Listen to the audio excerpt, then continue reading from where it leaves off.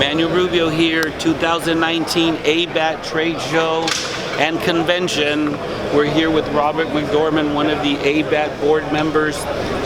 He's with Auto Claims Specialist, ready to help your collision center.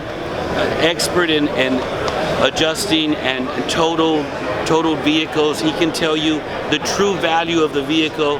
He can save some repairs for collision centers. He can get net more money for the consumer.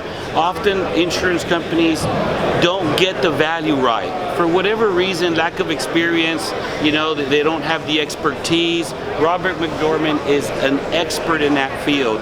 His company has helped many Texas consumers reap more money, the fair money for the value of their totals, and also converted many of them back to repairs. So what do you think about the trade show today, Robert? How's it going? Wonderful event. This is the 5th year I've been here as a speaker. Good turnout each year. It's better and better and better. Everyone's interested. Everybody wants to learn more, more knowledge. It's a good camaraderie. That's right. Among us fellow shop owners.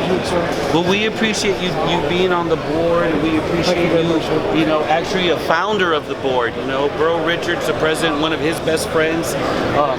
We love you.